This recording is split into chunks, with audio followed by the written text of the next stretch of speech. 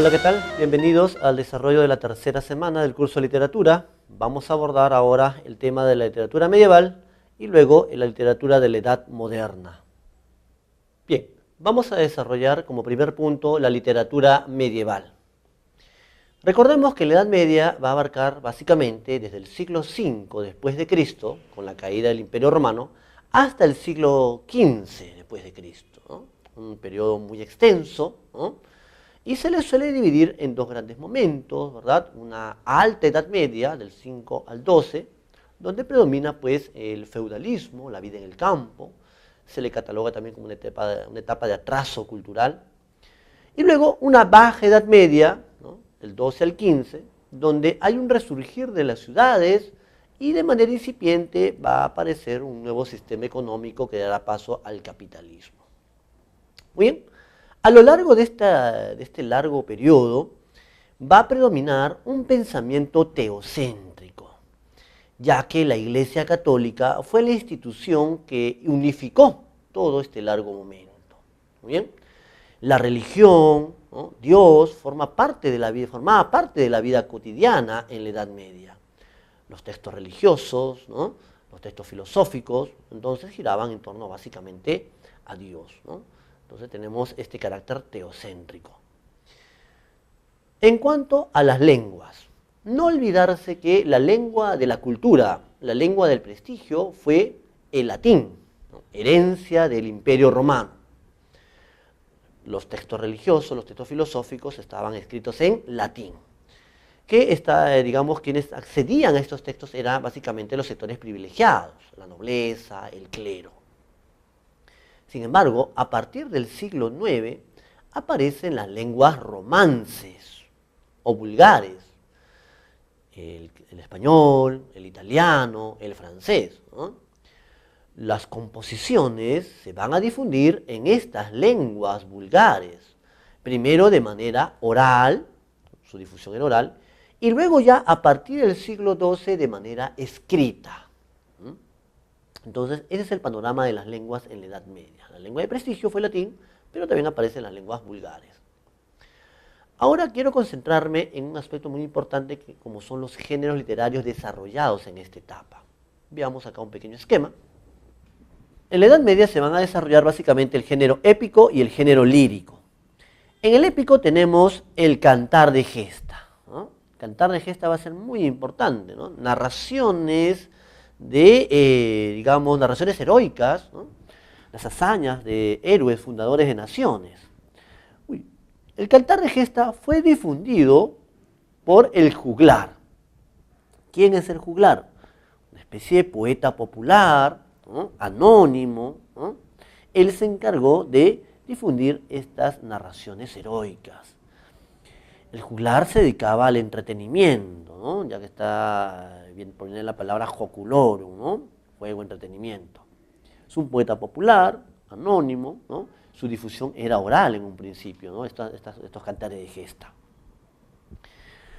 También se va a desarrollar el cuento. Ahí tenemos a un italiano, ¿no? Un representante justamente de Italia, como fue Giovanni Boccaccio, con su obra El Decamerón, ¿no? El Decamerón, entonces, muchos consideran a Boccaccio como el padre del cuento moderno, justamente por esta obra, ¿no? Y en la lírica tenemos el desarrollo de una poesía amorosa. ¿Bien? Esto fue difundida por el trovador. ¿Quién es el trovador? Un compositor palaciego, ¿no? Los trovadores surgieron en el sur de Francia. Se ha quedado, digamos, nombres de trovadores. Uno de los más importantes va a ser justamente Francesco Petrarca, ¿no? Ya considerado padre del humanismo, ¿no? Muy bien, la recomendación es no confundir a estos dos difusores o compositores. El juglar, un poeta popular que se encargó de difundir los cantares de gesta. El trovador, un poeta palaciego que se encargó de componer o difundir esta lírica de carácter amorosa, ¿no? Y además aparecieron en el sur de Francia. Bien, esto de aquí entonces no puede haber confusión, ¿no? Juglar y trovador. Veamos ahora a uno de los grandes representantes de esta literatura medieval en Italia, Dante Alighieri. y su obra La Divina Comedia. ¿Qué sabemos sobre Dante? Se sostiene que desde muy temprana edad, Dante nació en Florencia y participó en la vida política de su ciudad. Desde muy temprana edad conoció a una muchacha llamada Beatriz, quien va a ser pues su amor platónico, ¿no? Justamente en la Divina Comedia ella es un personaje muy importante, ¿no? Ya que Dante se enamoró de ella, un amor platónico, ella fallece muy joven, y en homenaje a ese amor puro que le inspiró es que va a ser personaje protagónico de esta obra, La Divina Comedia. Dante escribió obras en latín y obras en lengua vulgar, ¿no? El toscano o italiano, ¿no? La Divina Comedia, hay que tener en cuenta, no está escrita en latín, sino en lengua vulgar, en italiano o toscano. Ahora, Dante participó, hemos dicho, en la vida política de su ciudad, se vio envuelto pues en pugnas, incluso murió en el destierro, ¿no? Muchos de sus enemigos políticos aparecen en diversos círculos infernales, ¿no? En cuanto a su obra máxima, La Divina Comedia, el título original fue simplemente Comedia. ¿Quién le agregó este adjetivo divina? Pues Giovanni Boccaccio, ¿verdad? Un gran admirador de la obra de Dante, ¿no? Él decía, pues, esta es la Divina Comedia, y así ha quedado entonces, hasta el día de hoy, este título. Rasgos formales importantes de la Divina Comedia. Vamos a ver un esquema. Recuerden que hay que siempre estar atentos a los enunciados. Muchas veces, se enfatizan los rasgos formales. Marque usted el rasgo formal que corresponde a tal obra. La Divina Comedia pertenece al género épico, ya que nos narra el recorrido de Dante por diversos lugares, los 3 reinos. En cuanto a su especie, esta parte es fundamental. En cuanto a su especie, se le considera un poema épico. En algunas separatas de academias le ponen que es una epopeya. Acá consideramos que es un poema épico porque tiene una connotación culta. Ya incluso en la Divina Comedia hay elementos prerrenacentistas, referencias a la cultura clásica, ¿no? Pero la palabra clave aquí es el carácter alegórico. ¿Qué significa que esta obra sea alegórica religiosa? Una alegoría es el uso de símbolos, ¿no? El más recurrente es el número 3, ¿no?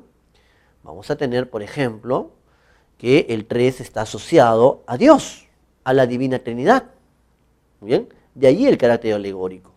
El autor pretende hacernos reflexionar, meditar, justamente apelando a estos símbolos, ¿no? Incluso los mismos personajes son alegóricos. Dante simboliza al humano pecador. Beatriz representa o simboliza la fe, la gracia divina. Virgilio representa la razón humana, ¿no? Ahí tenemos también cómo los mismos personajes son alegóricos. En cuanto al tipo de estrofa, tenemos el terceto, grupo de 3 versos. En cuanto a, al tipo de verso, tenemos el uso del endecasílabo, versos de 11 sílabas. La obra está dividida en 3 partes: infierno, purgatorio y paraíso. Cada parte contiene 33 cantos. Entonces, tendríamos 99. Pero hay un canto de introducción. Por eso que en total contiene 100 cantos. Bien, y no se olviden que la lengua original fue el toscano o italiano. Muy bien, ¿cómo se inicia la Divina Comedia, ¿no? Dante nos dice pues que está a mitad del camino de la vida. Yo me encontraba en una selva oscura con la senda derecha ya perdida. Se ha apartado del camino del bien y ha caído en el pecado. Entonces la selva oscura es alegórica, está representando el estado o vida pecaminosa. ¿Bien? Quiere escapar de este lugar y le cierran el paso 3 fieras. Muy bien, un león, una loba y una pantera. Quiere escapar de ellos y de pronto aparece una especie de sombra de alma. Él tiene temor. Esta sombra le dice que fue su cuna Lombardía, y que él cantó las proezas de Eneas. Y ahí recién Dante lo reconoce. Tú eres Virgilio, le dice, ¿no? Virgilio, en la Edad Media, era considerado el gran poeta de la antigüedad. Virgilio, el compositor de la Eneida, justamente, ¿no? Dante le dice, de ti he tomado este bello estilo, ¿no? Lo considera pues como su maestro, ¿no? Su referente. Muy bien. Virgilio le dice que ha sido enviado por 3 mujeres santas, la Virgen María, Santa Lucía y Beatriz, para ayudarlo. ¿Bien? Y van a comenzar el recorrido. Muy bien. Antes de ingresar al infierno hay una especie de gruta, una cueva, donde en la parte superior están escritas unas palabras muy duras, que a Dante le causan temor. Los que entráis aquí abandonad toda esperanza. Por mí se va al lugar del eterno sufrimiento, del eterno llanto, ¿no? Entonces va a recomenzar el recorrido por el infierno. ¿Cómo imagina Dante el infierno? Un recorrido descendente hacia el centro de la tierra. 9 círculos infernales. Muy bien, tienen que cruzar el Aqueronte, el río de los muertos, ¿no? Y luego pasan al primer círculo, el limbo. Virgilio le dice, esta es mi morada, yo pertenezco al limbo. Allí están los no bautizados. Su único pecado de Virgilio es haber vivido en una época anterior a Cristo. Muy bien. En cada círculo Dante ve los castigos respectivos y a muchos personajes de la cultura clásica o también enemigos políticos y hasta papas. Cuando llega al 9º círculo, que es el de los traidores, ahí contempla al amo y señor, que es Satanás, pues el demonio, ¿no? Y Dante pues lo describe, ¿no?, como una especie de gigante con alas de murciélago, ¿no?, que tiene 3 rostros con diferentes colores y en uno está masticando a Judas. ¿Bien? Y ahí termina entonces este recorrido por el infierno, ¿no?, donde están, digamos, los que no tienen salvación. Luego va a pasar al purgatorio. ¿Cómo imagina Dante el purgatorio? Ahora el recorrido es ascendente, es una especie de montaña, ¿verdad? Tiene varias cornisas, 7 cornisas, también hay una especie de playa antepurgatoria.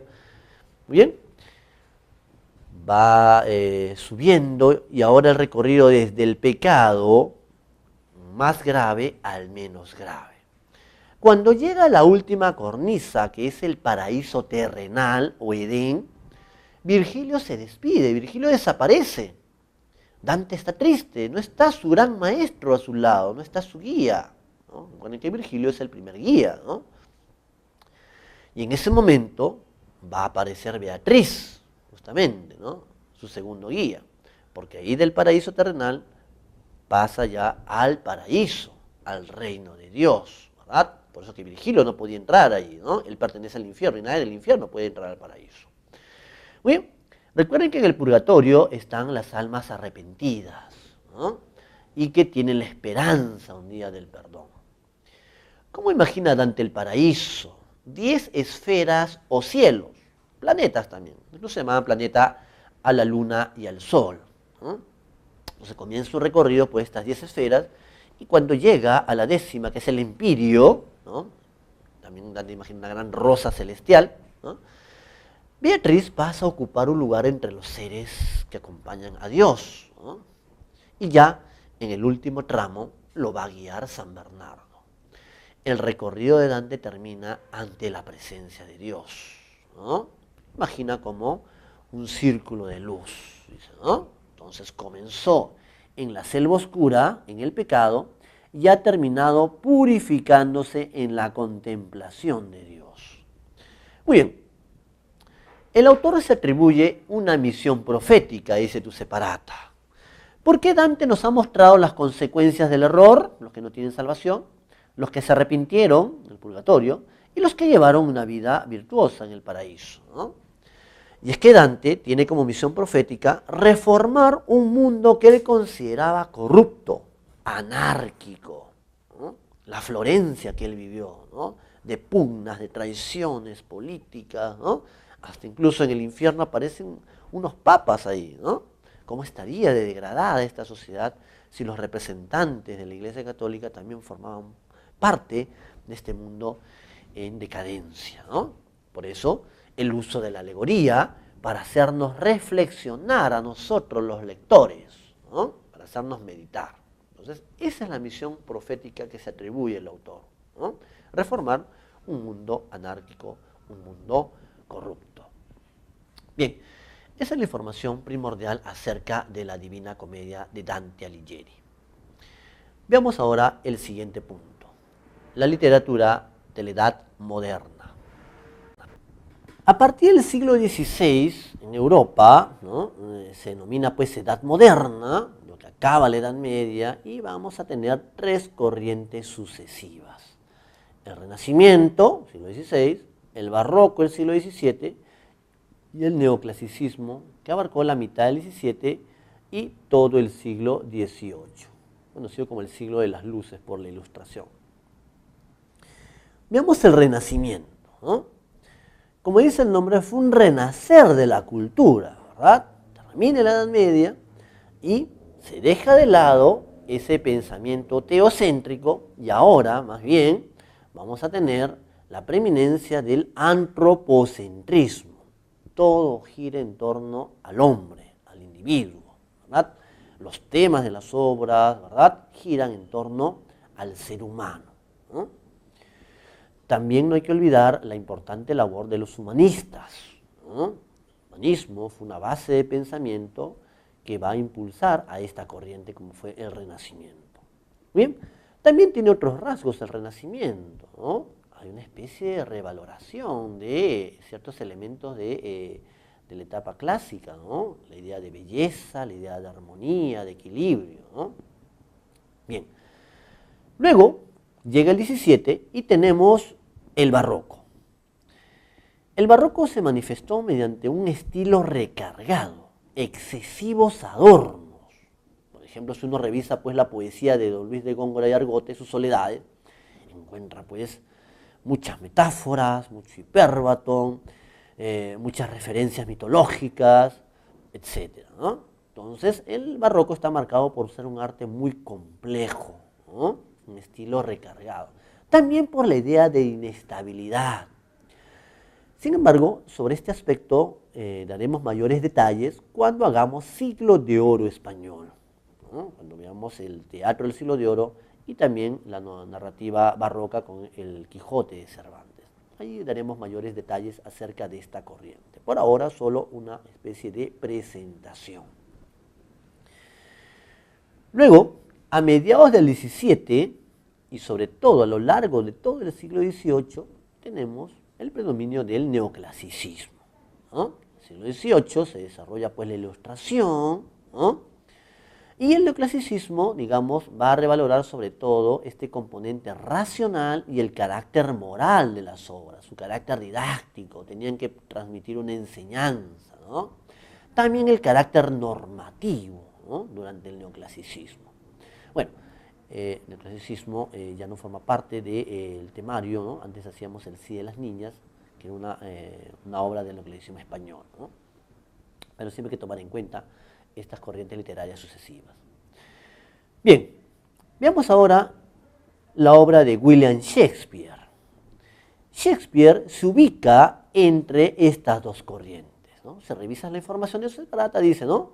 Shakespeare, ¿no?, es un autor que está entre el Renacimiento y el Barroco, ¿no? Muy bien.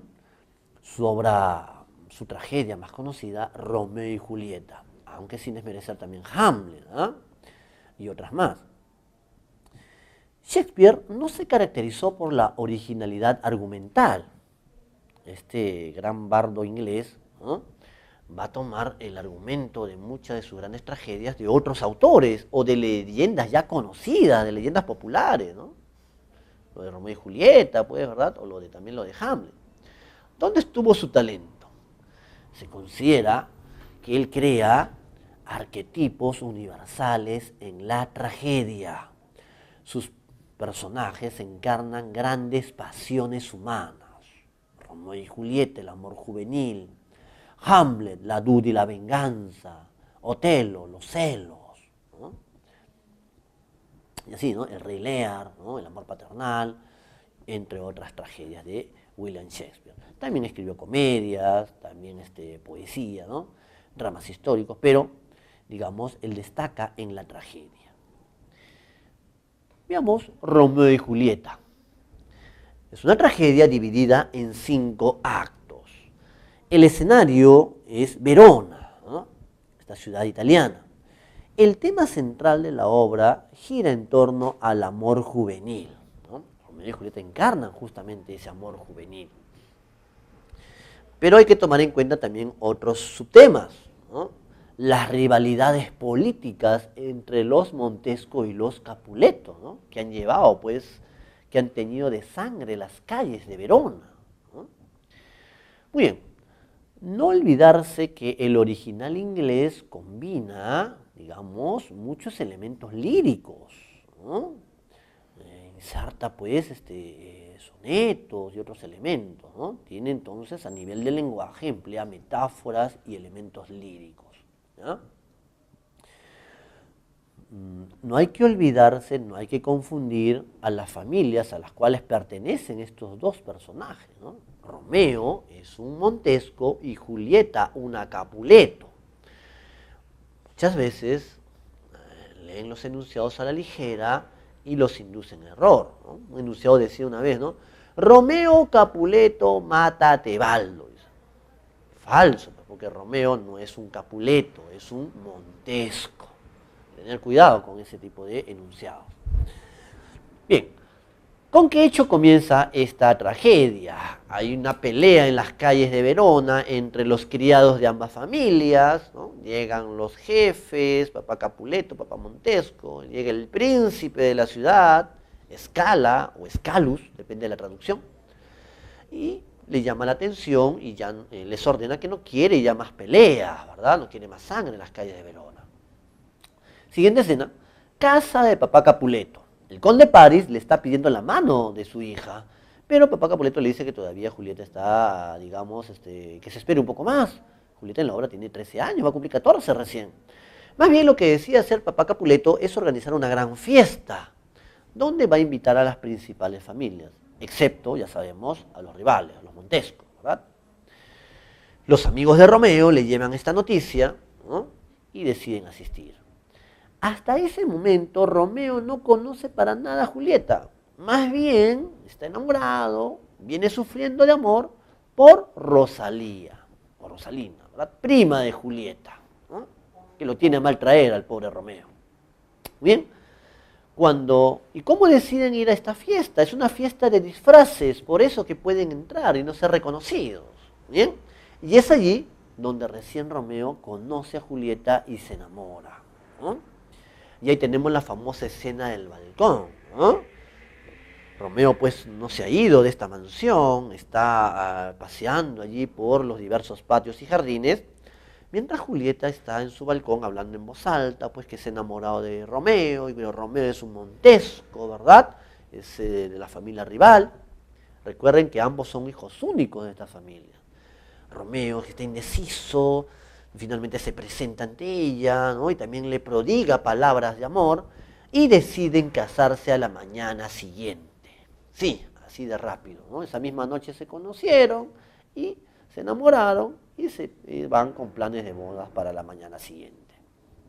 Bien, Romeo convence a Fray Lorenzo para que los case en secreto, ¿no? Este fraile ve una buena oportunidad de reconciliar a las familias enemigas si es que se casaban sus hijos únicos, ¿no? Por eso que Julieta, pretextando pues ir a confesarse en la mañana, ¿no? Llega donde Fray Lorenzo y los casa en secreto. Luego, Julieta se retira, Romeo le dice, espérame en la noche, ¿no? Una noche de bodas, no se olviden. Pero lamentablemente, horas después, paseando por las calles de Verona, Romeo y el grupo de los Montesco se cruza con Tebaldo. ¿Quién es Tebaldo en la obra? El primo de Julieta, es un Capuleto. Tebaldo está acompañado de este grupo. Tebaldo está con la sangre en el ojo, como se dice. El día de la fiesta de enmascarados, él se dio cuenta que ese grupo eran los Montesco. Pero no pudo actuar, no pudo castigarlos porque papá Capuleto no lo dejó actuar. ¿Qué hace Tebaldo? comienza a insultarlo a Romeo, a provocarlo para una pelea, pero Romeo no cae en esta provocación. Más bien le prodiga ahí palabras, digamos, de amistad, de cariño a Tebaldo, ¿verdad? Claro, es que ahora son familia, pues, ¿no? Solo que Tebaldo no sabe. Y Romeo se va retirando y más bien quien sí acepta este reto es, o sea, el reto que está lanzando Tebaldo, es Mercucio. Mercucio es un amigo de los Montesco, muy bien. Dice, un Montesco jamás rehúye una pelea y comienzan entonces a pelear con espadas y Tebaldo mata a Mercucio. Primera muerte. Romeo, que no estaba lejos, le llega la noticia y tiene que regresar y matar a su amigo, y vengar a su amigo. Muy bien. Entonces Romeo pelea con Tebaldo y lo mata. Muy bien. Segunda muerte, Tebaldo. Se ha desencadenado un baño de sangre en las calles de Verona, llegan los jefes de ambas familias, llega el príncipe Scala y pide una explicación, ¿no? Y por más que le dicen pues que el que comenzó toda esta pelea fue Tebaldo, que está muerto allí, castiga a Romeo con el destierro, ¿no? Dice, mañana no te quiero ver en las calles de Verona, ¿no? Muy bien. Entonces es condenado al destierro, pero antes en la noche va a visitar a Julieta a su balcón, ¿verdad? Y se va muy temprano Romeo, dice, ¿no? De madrugada. Muy bien, elige como destino Mantua. Muy bien, ¿qué sucede? Julieta está triste, ¿verdad? Su amado pues ha sido desterrado. Papa Capuleto decide casar a su hija con el conde Paris y le dice, ¿no?, que se va a casar dentro de pocos días y ahora Julieta está desesperada. ¿Y a quién va a recurrir? A Fray Lorenzo para evitar esa boda, ¿no? Y ella está casada pues en secreto con Romeo. A Fray Lorenzo se le ocurre pues una solución, una idea algo arriesgada, ¿no? Fingir la muerte de Julieta, ¿no?, que la noche anterior a la boda tomara un brebaje que le iba a producir pues un sueño tan profundo que le iban a creer muerta. Iban a despedir su cuerpo por las calles de Verona. Él se comprometía a enviar una carta a Romeo advirtiéndole que esa muerte era fingida y que regresara en secreto y se dirigiese al cementerio para que cuando Julieta despertara, ¿no?, se fugaran y sean felices. Ese era el plan que había diseñado Fray Lorenzo, pero ¿qué pasó? La carta no llegó a tiempo, ¿no? Cuando estaban paseando el cuerpo de Julieta, despidiéndolo pues por las calles de Verona, primero llegan las noticias de los amigos de Romeo diciéndole pues tu amada ha fallecido, y como no había nadie que lo advertía, ¿no?, que le hubiese advertido pues que era una muerte fingida, decide regresar. En el trayecto compra un frasco de veneno, ¿no?, soborna un boticario, ¿no?, adquiere un frasco de veneno y se dirige directamente al cementerio. Fray Lorenzo se llega a enterar pues que la carta nunca llegó a tiempo y temiendo lo peor también se dirige al cementerio, ¿no?, pero se va a demorar. A la entrada, Romeo encuentra al conde Paris. Riñen y Romeo mata justamente a este personaje. Tercera muerte, ¿no? Ingresa pues al cementerio. Julieta no está en un nicho, sino está en una especie de tálamo, ¿verdad? Está su cuerpo tendido. Romeo se va a despedir de ella, ¿verdad?, diciendo como que la muerte no ha rendido tu belleza, ¿no? Y bebe el frasco de veneno. Cuando está haciendo efecto, ya está muriendo en su regazo, Julieta recién despierta, ¿no? Fray Lorenzo llega apurado, ve el cuerpo del conde Paris, ingresa ahí al lugar donde está Julieta, y justo cuando ella está despierta y está con el cuerpo de su amado en su regazo, ¿no?, Romeo muerto, ¿no? Desde lejos, pues, Fray Lorenzo le dice, Julieta, el plan ha fallado, está llegando la gente, ya que ha habido pelea, ha habido acá mucha bulla, movimiento. Están viniendo para ver qué pasa. Tenemos que irnos, te voy a llevar a un convento para que te refugies. Y Julieta le dice, vaya saliendo, padre, ya lo alcanzo. En ese momento, Julieta desesperada, ¿qué hace? Ve que Romeo se había tomado todo el veneno, así que se va a suicidar con la daga o puñal de Romeo, ¿no? Entonces Julieta se clava la daga en su pechito. ¿Bien? Aquí a tener cuidado, ¿no? Hay enunciados que van a buscar confundirlos, ¿no? ¿Quién se suicida con el veneno? Romeo. ¿Y quién se suicida con el puñal o daga? En este caso, Julieta. Muy bien, llegan todos, llegan los jefes de ambas familias, llega el príncipe Scala, y pide una explicación, ¿no? ¿Qué pasa? Romeo estaba desterrado, quedó su cuerpo ahí, Julieta ya estaba muerta, ¿qué hace? Ahora la han apuñalado, está apuñalada ahí con la daga. Quien tiene que explicar todo ello es Fray Lorenzo, ¿no? La muerte fingida, la carta que no llegó, ¿no? También la boda secreta anterior. El príncipe llama la atención, ¿no?, a los jefes de ambas familias. Ese odio absurdo a lo que ha llevado es a la muerte de sus únicos hijos. Por eso que al final ambas familias deciden reconciliarse, ¿no? Y ahí tenemos justamente el desenlace, ¿no? El final, que consiste en la reconciliación de los enemigos, ¿no? Papá Capuleto se compromete a hacer una estatua para Romeo y papá Montesco una estatua para Julieta, ¿no? Muy bien, ahí termina entonces Romeo y Julieta con la reconciliación de las familias. Bien, eso ha sido entonces todo por esta clase acerca de Romeo y Julieta. Vamos ahora con el desarrollo de los ejercicios propuestos para esta semana 3. Veamos el desarrollo de la pregunta 1. Dice, marque la alternativa que completa correctamente el siguiente enunciado respecto a las lenguas utilizadas durante la Edad Media. Dice, en la Edad Media el latín fue la lengua de la cultura y del conocimiento. Ya lo sabemos, ¿no? La lengua de prestigio. Esto se manifestó en... Muy bien, las obras religiosas y las obras filosóficas justamente estaban escritas en latín. Entonces la clave sería la A. Pregunta 2. Tenemos un fragmento del poema de Mío Cid. Dice, ¿no? De acuerdo a los versos citados del poema de Mío Cid, marque la alternativa que contiene el enunciado correcto respecto a los géneros literarios desarrollados durante la Edad Media. Ajá. El poema de Mío Cid pertenece al género épico, especie cantar de gesta, que nos narra hazañas de un héroe, ¿no?, de un héroe guerrero. Entonces, la clave sería la C, ¿no? El género épico se expresó mediante los cantares de gesta. En relación a los siguientes enunciados referidos a la Divina Comedia de Dante Alighieri, marque la alternativa que contiene los enunciados correctos. La selva oscura en la que se pierde el poeta es alegoría del pecado verdadero, ¿no? Simboliza la vida pecaminosa. Enunciado 2. Está compuesta por medio de tercetos, por lo tanto es un poema lírico. Falso. ¿Por qué? Es una obra épica. La Divina Comedia pertenece al género épico, porque te narra el recorrido de Dante por 3 reinos. No pertenece al género lírico, ¿correcto? Entonces el enunciado es falso. Las 3 partes de la obra aluden a la presencia de la Divina Trinidad. Falso.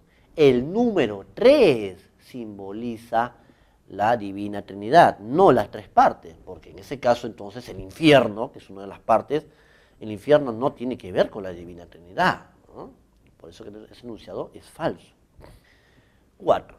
Dante propone que la vida es un largo viaje que concluye en el paraíso. Falso. Quien propone la vida como un viaje largo y difícil es Homero en la Odisea.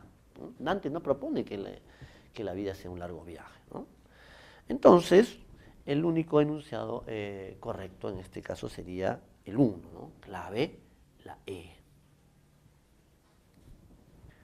4. En la Divina Comedia de Dante Alighieri, el protagonista al final de su recorrido, a ver, recordemos, ¿no?, cómo concluye el recorrido de Dante por el paraíso, contemplando a Dios, ¿verdad?, a la Trinidad, ¿no?, una luz, ahí dice, ¿no? Entonces la clave sería la B, llega a observar la gloria divina. Muy bien. Pregunta 5. Tenemos un fragmento, la obra, ¿no?, y a partir del fragmento citado, correspondiente al canto 3 de la Divina Comedia de Dante Alighieri, se puede colegir que el autor, a ver, leamos este fragmento. Hijo mío, Cortés, dijo el maestro, los que en ira de Dios hallan la muerte llegan aquí de todos los países. Aquí no cruza nunca un alma justa, por lo cual si Caronte de ti se enoja, comprenderás qué cosa significa, ¿no? Caronte es el barquero del río Aqueronte, el río de los muertos. Y dicho esto, la región oscura tembló con fuerza tal que del espanto la frente de sudor aún se me baña. Esto causa pues un espanto en Dante, ¿verdad? La tierra lagrimosa lanzó un viento que hizo brillar un relámpago rojo y venciéndome todos los sentidos me caí como el hombre que se duerme, ¿no? Muy bien, entonces a partir de este fragmento se puede colegir que el autor, ¿qué busca? Conmocionar al lector, mostrando los resultados del pecado, justamente, ¿no? Dante busca, en este caso, causar una especie de conmoción al lector, mostrándonos justamente las terribles consecuencias del pecado. Entonces, clave sería la E. Ejercicio 6. Marque la alternativa que completa correctamente el siguiente enunciado sobre la Divina Comedia de Dante Alighieri. Esta obra posee un carácter alegórico, ya que, ¿por qué era alegórica? Porque el autor, mediante símbolos, quiere transmitir ideas, ¿no? Y hacernos reflexionar, meditar. Por lo tanto, la clave sería la C. Muy bien. Ejercicio 7. Ahora ya sobre el Renacimiento, dice, ¿no? El Renacimiento se consolida con la decadencia de la jerarquizada sociedad feudal. Ante esto, cobra especial relevancia. ¿Cuál es un rasgo esencial del Renacimiento, ¿no? Hay que completarlo ahí. Esto significó el afianzamiento durante el siglo XVI. A ver, en el Renacimiento cobra especial importancia el individuo, el ser humano, como centro de las cosas, ¿verdad? Muy bien, esto significó el afianzamiento del antropocentrismo, ¿no? Clave entonces la D. Siguiente pregunta. Pregunta 8. Tenemos un fragmento que corresponde a la Soledad Primera de don Luis de Góngora y Argote, ¿no? Dice, a partir de los versos citados de la Soledad Primera de Luis de Góngora y Argote, ¿qué característica esencial del barroco literario se evidencia? Dice, era del año la estación florida. Ahí tenemos el uso de la metáfora. Estación florida está reemplazando a primavera. Hay también el uso del hipérbaton, está desordenado. Debería ser, era la estación florida del año. Tenemos el uso de la mitología en abundancia. Robador de Europa, se refiere a Zeus, transformado en un toro, ¿verdad? Júpiter, mitología, ¿verdad? Arión, también personaje de la mitología clásica, ¿no? Entonces tenemos acá como característica esencial del barroco, digamos, la referencia al retorcimiento formal del lenguaje, ¿no? Ese estilo recargado, muchas metáforas, muchos hipérbaton, referencias a la mitología, ¿no? Entonces la clave sería la B. 9. Respecto a la verdad o falsedad de los siguientes enunciados sobre el argumento de Romeo y Julieta, de William Shakespeare, marque la alternativa que contiene la secuencia correcta. Los Montesco y los Capuletos se odian a muerte en la ciudad de Verona. Correcto, ¿verdad? Son las familias enemigas y el escenario es Verona. Mercucio, por defender a Romeo, mata a Tebaldo. Falso, Tebaldo mata a Mercucio. Y Romeo es desterrado a Mantua. Mercucio no es desterrado a Mantua, él muere a manos de Tebaldo. Falso. Julieta es obligada a casarse con el conde Paris por mandato de su madre. Falso, por mandato del padre, ¿no? Al final las dos familias en disputa se reconcilian al ver muerto a Mercucio. Las familias se reconcilian cuando ven muertos a sus dos únicos hijos, ¿verdad? No por la muerte de Mercucio. Entonces este enunciado es falso. Clave entonces sería la E. A ver, tenemos un fragmento de la obra. Dice, ¿no? Respecto al fragmento citado de Romeo y Julieta de William Shakespeare, ¿qué característica de la obra se puede colegir?